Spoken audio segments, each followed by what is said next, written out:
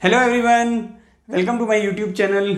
आज के इस वीडियो में हम एक ऐसे टॉपिक के बारे में बात करेंगे जिसके बारे में लगातार कई दिनों से मुझे कमेंट आ रहे थे। इस वीडियो में हम बात करने वाले हैं पेटेंट एग्जामिनर जॉब के बारे में। पेटेंट एग्जामिनर की जॉब प्रोफाइल के बारे में हम बात करेंगे। साथ ही साथ हम पेटेंट एग्जामिनर का जो एग्जाम होता है उसके एग्जामिनेशन पैटर्न को भी काफ़ी डिटेल में समझेंगे। तो इस वीडियो को आप अंत तक बने रहिएगा, तभी आपको सारी इंफॉर्मेशन मिलेगी जो कि आपके लिए काफ़ी ज़्यादा हेल्पफुल होगी। देखिए, इस वीडियो में मैं बेसिकली बात करूंगा एमएससी केमिस्ट्री स्टूडेंट के लिए, लेकिन अगर आपने एमएससी किया है अदर स्ट्रीम जैसे कि बायोटेक्नोलॉजी में, बायोकेमिस्ट्री में, फिजिक्स में, या फिर अगर आपने बीटेक किया है तो भी आपके लिए ये वीडियो इंपॉर्टेंट है, क्योंकि पेटेंट एग्जामिनर का जो एग्जाम होता है उसमें जो एलिजिबिलिटी क्राइटेरिया होता है वो बीटेक स्टूडेंट और साथ ही साथ में जो एमएससी स्टूडेंट है वो एलिजिबल होते हैं। अब यहाँ पर क्या होता है कि देखिए, एक बहुत ही बेसिक सी चीज़ आपको बताता हूँ कि इंडिया में जो पेटेंट एप्लीकेशन फाइल होती है वो केमिस्ट्री की फील्ड से भी होती है, बायोटेक्नोलॉजी की फील्ड से भी होती है, बायोकेमिस्ट्री की फील्ड से भी होती है, साथ ही साथ वो पेटेंट एप्लीकेशन इंजीनियरिंग की फील्ड से भी होती है। डिफरेंट जो स्ट्रीम्स हैं वहाँ से इन्वेंशन आते हैं।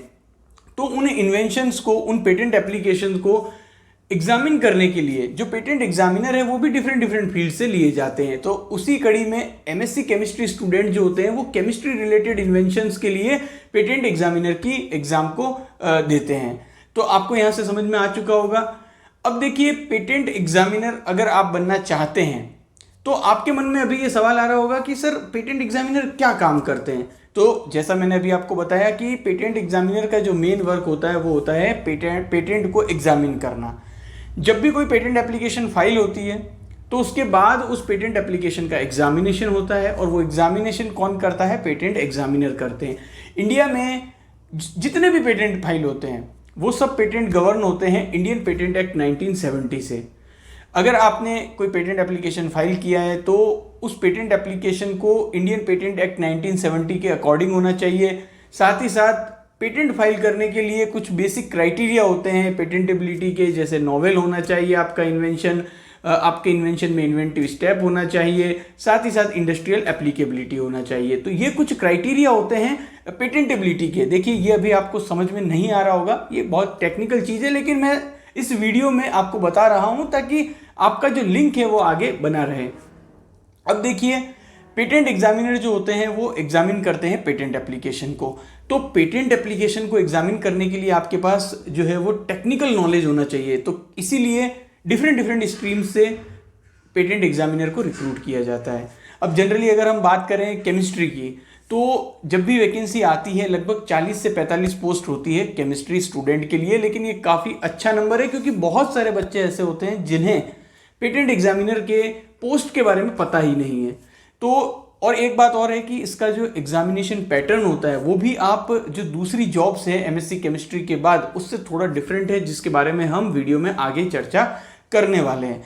तो एक बहुत ही ब्रीफ में आपको ये पता चल गया कि पेटेंट एग्जामिनर का काम क्या होता है। काफ़ी अच्छी ये रेप्यूटेड सेंट्रल गवर्नमेंट की जॉब है, और ये जो जॉब होती है वो, ये जो जॉब नोटिफिकेशन होता है इसे रिलीज करता है CGPDTM, controller general of patent design and trademark. और ये जो जॉब होती है वो DIPP, जिसे हम department of industrial policy and promotion कहते हैं, उस डिपार्टमेंट के अंडर ये आती है। तो काफ़ी अच्छी रेस्पेक्टेड जॉब है, सेंट्रल गवर्नमेंट की जॉब है, और काफ़ी अच्छा पे एंड पर्क्स इसमें आपको मिलता है। अब बात करते हैं कि इतने अच्छे पे एंड पर्क्स को लेने के लिए आपको एग्जाम कौन सा फाइट करना पड़ेगा, उस एग्जाम का एग्जामिनेशन पैटर्न क्या होगा। तो चलिए अब एग्जामिनेशन पैटर्न के बारे में हम बात करते हैं। एग्जामिनेशन पैटर्न की अगर हम बात करें तो जैसा कि मैंने पहले भी बताया था, थोड़ा सा यूनिक इसका एग्जामिनेशन पैटर्न है। 2 स्टेजेस में ये एग्जाम होते हैं, एक होता है प्रिलिमिनरी एग्जामिनेशन और दूसरा होता है मेन एग्जामिनेशन।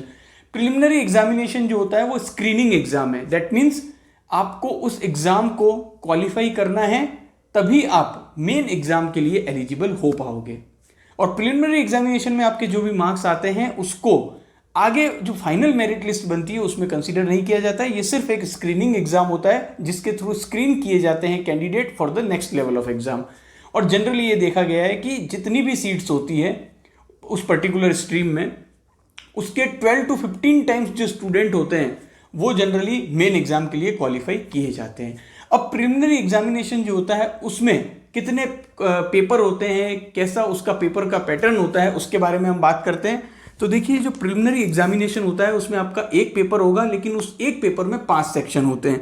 वो 5 सेक्शन कौन कौन से हैं उसकी हम बात करते हैं। तो जनरल इंग्लिश के आपसे 30 क्वेश्चंस पूछे जाएंगे, जनरल साइंस के 30 क्वेश्चंस पूछे जाएंगे, verbal and non verbal reasoning के आपसे 30 क्वेश्चंस पूछे जाएंगे, क्वांटिटेटिव एप्टीट्यूड के आपसे 30 क्वेश्चन पूछे जाएंगे, general knowledge and current affair के आपसे 30 क्वेश्चन पूछे जाएंगे। दैट मीन्स प्रिलिमिनरी एग्जामिनेशन में टोटल ये जो 5 सेक्शंस हैं उनसे 150 क्वेश्चंस पूछे जाते हैं और जो टोटल टाइम आपको मिलता है वो होता है 120 मिनट्स। तो देखिए 2 आवर्स का आपको टाइम मिलेगा और ये 150 क्वेश्चंस आपको करने हैं। और यहाँ पर आपको MCQ टाइप के क्वेश्चंस होते हैं और नेगेटिव मार्किंग होती है 1/3। तो ये आपको काफ़ी अच्छे से क्लियर हो चुका होगा। प्रिलिमिनरी एग्जामिनेशन में केमिस्ट्री से कोई भी लेना देना होता नहीं है, केमिस्ट्री आपकी आएगी मेन एग्जाम में। तो सबसे पहला जो हर्डल होता है वो होता है प्रिलिमिनरी एग्जामिनेशन को क्वालिफाई करना। अब यहाँ पर एक और चीज़ जो कि काफ़ी इंपॉर्टेंट है कि देखिए यहाँ पर प्रिलिमिनरी एग्जामिनेशन जो होता है 150 मार्क्स का, यहाँ पर कोई भी सेक्शनल कट ऑफ नहीं होती है। ये जो 5 मैंने आपको अलग अलग पेपर बताए उन पेपर की इंडिविजुअल कोई कट ऑफ नहीं होती है, ओवरऑल मार्क्स जो है वो कंसिडर किए जाते हैं और नेगेटिव मार्किंग होती है 1/3। अब जो सभी कैंडिडेट इस प्रिलिमिनरी एग्जामिनेशन में पास हो जाएंगे, जैसा कि पहले भी मैंने बताया था ये स्क्रीनिंग एग्जाम है, तो उसके बाद वो एलिजिबल हो जाएंगे किसके लिए, मेन एग्जामिनेशन के लिए। अब मेन जो एग्जामिनेशन होता है उसमें भी 2 पेपर होते हैं, पेपर 1 और पेपर 2। तो सबसे पहले बात करेंगे पेपर 1 की। उससे पहले एक बात बता दूं कि जो मेन एग्जामिनेशन होता है पेपर 1 और पेपर 2 दोनों ही पेपर होते हैं रिटन, यानी कि डिस्क्रिप्टिव टाइप जो है वो पेपर होते हैं। प्रिलिमिनरी एग्जामिनेशन आपका MCQ टाइप और उसके बाद जो मेन एग्जाम होता है वो होता है डिस्क्रिप्टिव टाइप। मेन एग्जाम में जो पेपर 1 होगा वो होगा आपका जो कंसर्न सब्जेक्ट है, जिस सब्जेक्ट से आप उस एग्जाम को दे रहे हो। तो अगर आप MSc केमिस्ट्री हो तो आपका जो पेपर 1 है वो होगा केमिस्ट्री का। और यहाँ पर डिस्क्रिप्टिव टाइप क्वेश्चन आपसे पूछे जाएंगे। टोटल जो मार्क्स है ये पेपर होगा 300 मार्क्स का और आपको मैक्सिमम टाइम होगा 3 आवर्स का। तो यहाँ पर केमिस्ट्री के क्वेश्चंस आपसे पूछे जाते हैं और जनरली जो CSIR नेट का जो आपका सिलेबस है उसी के लेवल का ये सिलेबस होता है। जनरली पेपर 2 में इंग्लिश में आपकी रिपोर्ट राइटिंग स्किल, आपकी इंग्लिश प्रोफिशिएंसी चेक की जाती है। अब मेन एग्जामिनेशन में देखिए पेपर 1 और पेपर 2 होते हैं। पेपर 1 जो केमिस्ट्री का होता है वो होता है स्कोरिंग एग्जाम और पेपर 2 जो इंग्लिश का होता है वो होता है क्वालिफाइंग एग्जाम। अब इसे मैं समझाता हूं आपको कि ये क्या होता है scoring exam and qualifying exam. तो देखिए पेपर 1 जो कि केमिस्ट्री का होता है उसमें आपको ज़्यादा से ज़्यादा स्कोर करना है और पेपर 2 जो इंग्लिश का होता है उसमें आपको क्वालिफाई होना है, तभी आपका जो पेपर 1 है केमिस्ट्री का उसमें जो मार्क्स आएंगे वो काउंट होंगे। तो आपको पेपर 2 में क्वालिफाई होना है और पेपर 1 में ज़्यादा से ज़्यादा स्कोर करना है, ये आपका टारगेट होना चाहिए।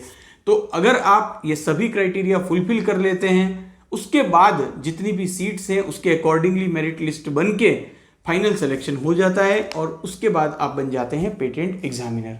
तो देखिए काफ़ी लंबी जर्नी है, काफ़ी इंटरेस्टिंग जर्नी है, काफ़ी यूनिक जर्नी है और जनरली हमने देखा है कि जो MSc केमिस्ट्री बेस पर एग्जाम होते हैं उससे थोड़ा सा डिफरेंट पैटर्न है, क्योंकि यहाँ पर जो प्रिलिमिनरी एग्जामिनेशन होता है जिसमें 5 सेक्शन से जो क्वेश्चन पूछे जाते हैं वो बहुत बड़ा डिसाइडिंग फैक्टर होते हैं, क्योंकि कई सारे बच्चे हैं जिनकी केमिस्ट्री बहुत अच्छी है लेकिन इंग्लिश अच्छी नहीं है या फिर करंट अफेयर्स अच्छा नहीं है या जनरल नॉलेज अच्छा नहीं है या फिर उनकी जो क्वांटिटेटिव एप्टीट्यूड है उस पर इतनी कमांड नहीं है। तो ऐसे बच्चे जिनके पास सब्जेक्ट नॉलेज है यानी कि केमिस्ट्री पर बहुत अच्छी कमांड है, साथ ही साथ इंग्लिश, क्वांटिटेटिव एप्टीट्यूड, रीजनिंग और साथ ही साथ जनरल नॉलेज, करंट अफेयर्स, इन पर अगर आपकी अच्छी कमांड है तो इस एग्ज़ाम में सेलेक्ट होने के काफ़ी अच्छे चांस आपके हो जाते हैं।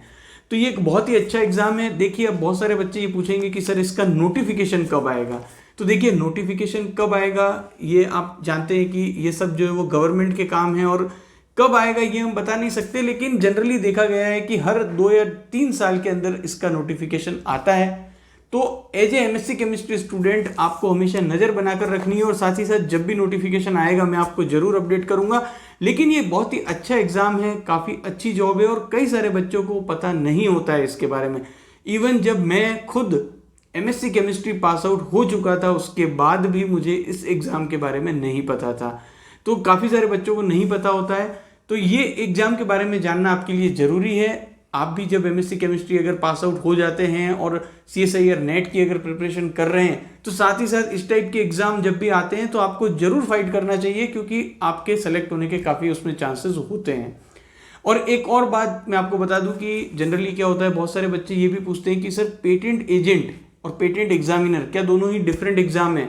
तो देखिए दोनों एग्जाम डिफरेंट है, दोनों का जो प्रोफाइल है वो डिफरेंट है, आपको कंफ्यूज नहीं होना है। Indian patent agent different profile होती है और पेटेंट एग्जामिनर जो CGPTTM के थ्रू रिक्रूट होते हैं वो एक सेंट्रल गवर्नमेंट जॉब होती है। जबकि इंडियन पेटेंट एजेंट अगर आप बनते हैं तो उसमें आपको कोई भी जॉब ऑफर नहीं होती है, कोई गवर्नमेंट जॉब वहां पर ऑफर नहीं होती है। तो ये आपको जो डिफरेंस है वो भी पता होना चाहिए। आई होप ये वीडियो आपके लिए हेल्पफुल होगा। इसे अपने सभी MSc केमिस्ट्री फ्रेंड्स के साथ शेयर कीजिएगा और ऐसे ही इंफॉर्मेटिव वीडियोस को देखने के लिए चैनल को सब्सक्राइब करना मत भूलिएगा। Thank you for watching this video.